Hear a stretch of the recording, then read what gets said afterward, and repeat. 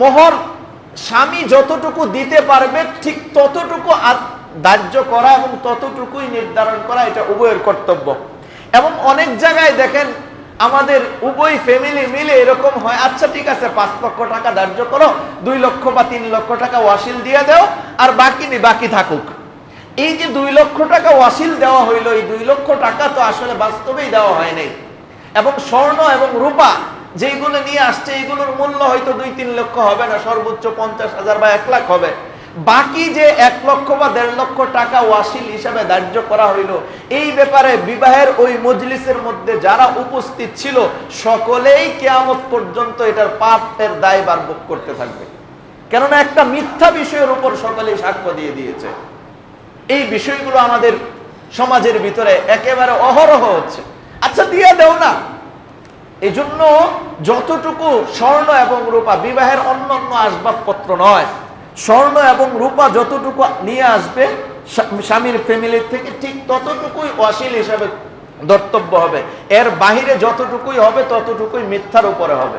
তো একটা বিবাহ বন্ধনে আবদ্ধ করাইছেন, এটাও মিথ্যার উপর ভিত্তি করে, তো এই সংসারে শান্তি আসবে কিভাবে? এই যে দ্বিতীয় দিনে তালাক হয় না, এতেও শুকরিয়া। আল্লাহ তাআলা আমাদেরকে বুঝার তৌফিক দান করেন। এই সমস্ত বিষয়ে খুব সতর্ক থাকা চাই। এই মোহরটা আপনাকে আদায় করতেই হবে। আরো আশ্চর্যজনক বিষয় হচ্ছে, মোহর আপনাকে যদি আদায় না করা হয়, এটার জন্য কিয়ামতের ময়দানে দণ্ডায়মান হবে। এবং এমন যদি কোনো নিয়ত থাকে, হাদিস শরীফের পরিষ্কার কথা নবীজি জানিয়েছেন যে এমন মোহর নির্ধারণ করার পরে স্বামীর মনে মনে যদি এটা ইচ্ছা থাকে বা স্বামীর ফ্যামিলির ইচ্ছা আছে এবং স্বামী এই নিয়তেই তার নিয়ত, আচ্ছা মোহর যাই দেওয়া হোক না কেন, এটা তো আর আদায় করব না, আর আদায় করা লাগবে না, এই ধরনের চিন্তা চেতনায় যে ব্যক্তি মোহর নির্ধারণ করেছে, কম হোক বেশি হোক, আর এই মোহরটা সে আদায় করে নাই, কিয়ামতের ময়দানে সে জিনাকার হিসাবে আল্লাহ তাআলার দরবারে উপস্থিত হবে। তার স্ত্রীর সাথে সংসার করার পরেও যতদিন সংসার করেছে সম্পূর্ণটাই সংসার হারাম হিসাবে সাব্যস্ত হবে কিয়ামতের ময়দানে, যদি মোহর দেওয়ার ইচ্ছা কারো দিলের ভিতরে না থাকে। এই জন্য প্রত্যেকটা পুরুষের দায়িত্ব হলো যতটুকু মোহর নির্ধারণ করা হয়েছে ততটুকু মোহর অবশ্যই আদায় করতে হবে। আপনি মাফ চাইলে এরপরে যদি মাফ করে তারপরে মাফ হবে না।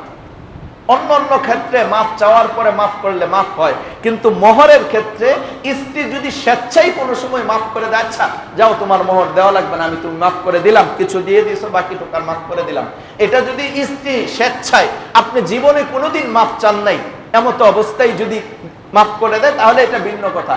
কিন্তু আপনি মাফ চাওয়ার পরে আপনি স্ত্রী মাফ করে দিছে, এটা মাফ হবে না। কারণ স্ত্রী তো আপনার কাছে দায়বদ্ধ।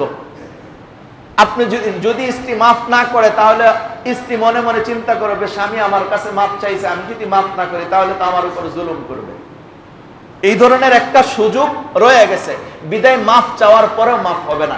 এজন্য যার যেটুকু মোহর অবশ্যই ততটুকু মোহর আদায় করে দিবেন, এবং বিবাহের সময় অবশ্যই যতটা কমে সম্ভব মোহর ততটুকু নির্ধারণ করা চাই। আল্লাহ তাআলা আমাদেরকে বোঝার তৌফিক দান করেন। স্বামীর উপর স্ত্রীর কি কি অধিকার রয়েছে? স্ত্রীরও তো অধিকার আছে। স্ত্রীর কি কি অধিকার রয়েছে? 1 নম্বর অধিকার হচ্ছে মোহর। 1 নম্বর অধিকার কি বলেন? মোহর, যেটা আমরা বিবাহের সময় ধার্য করা হয়, এই মোহরটা আদায় করে দেওয়া, এটা স্ত্রীর অধিকার। আজকে আমাদের সমাজের ভিতরে এই মোহরের ব্যাপারে অনেক অবহেলা করা হয় এবং লম্বা চূড়া লক্ষ লক্ষ টাকা মোহর ধার্য করা হয়, আর ধার্য করার সময় উভয় ফ্যামিলির চিন্তা চেতনাটাই নষ্ট। ধার্য কেন করে?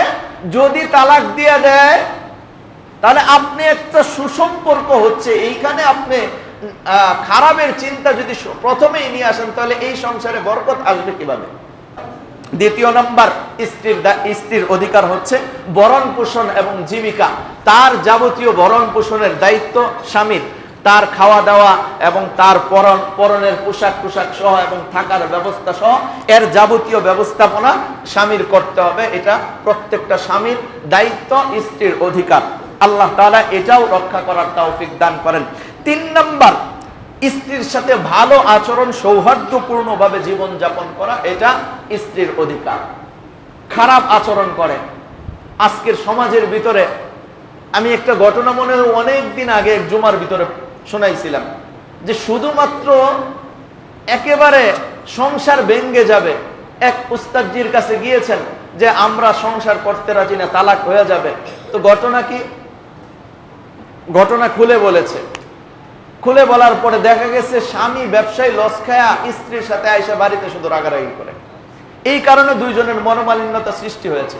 এখন স্বামীকে একটা দায়িত্ব দিয়ে দিয়েছে, ওই হুজুর দায়িত্ব দিয়ে দিয়েছে যে 6 মাস পরে তালাক দেন, 6 মাস আগে না, একটু 6 মাস চেষ্টা করেন। কি করবেন? যে যতবার আপনি ঘরে প্রবেশ করবেন মুস্কি হাসি দিয়ে সালাম দিবেন, এরপরে জিজ্ঞাসা করবেন স্ত্রীকে কেমন আছে। এতটুকুই কাজ। এই 6 মাস এই কাজ করার কারণে ঘরের ভিতরে শান্তি তৈরি হয়েছে, আর তালাক নেয়নি। তো এই জন্য সৌহার্দ্যপূর্ণ যে সম্পর্কটা, এইটা যদি কেউ রক্ষা করে এবং পারস্পরিক যে একে অপরকে বোঝার চেষ্টা করে, এটা একটা স্ত্রীর অধিকার। এইভাবে সংসার জীবন অতিবাহিত করা এটা প্রত্যেকটা পুরুষের দায়িত্ব এবং স্ত্রীর এটা অধিকার। আল্লাহ রাব্বুল আলামিন আমাদেরকে বোঝার তৌফিক দান করেন। 4 নাম্বার অধিকার হচ্ছে খুলার অধিকার। খুলা কি জিনিস? যদি কোনো কারণবশত দেখেন কোনোভাবেই স্ত্রী আপনার সাথে সংসার করতে রাজি নয়, বা এমন পরিস্থিতি সৃষ্টি হয়েছে যে সংসার আর থাকবে না, এখন স্বামীও তালাক দিবে না, স্বামী তালাক দিবে না, কিন্তু স্ত্রী এই স্বামীর সাথে সংসার করবে না। এখন এই ক্ষেত্রে করণীয় কি? এই ক্ষেত্রে স্ত্রীর অধিকার হচ্ছে খোলা করা। খোলা জিনিসটা হচ্ছে যে মোহরকে মাফ করে দিবে, অথবা একটা ভর্তুকি স্বামীকে দিবে, একটা নির্দিষ্ট পরিমাণ ভর্তুকি দিবে অথবা মোহর মাফ করে দিবে, যে তুমি আমাকে তালাক দিয়ে দাও, আমি তোমার মোহরকে মাফ করে দিলাম, অথবা নির্দিষ্ট পরিমাণ একটা অর্থ দিলাম, এর বিনিময়ে তুমি আমাকে তালাক দিয়ে দাও। এটা স্ত্রীর অধিকার। এই হচ্ছে স্ত্রীর অধিকার স্বামীর উপর। আজকে আলহামদুলিল্লাহ আমরা যে আলোচনাগুলো শুনলাম, 1 নম্বর হচ্ছে স্বামী স্ত্রীর যৌথ অধিকার, 2 নম্বর স্বামীর অধিকার, 3 নম্বর স্ত্রীর অধিকার।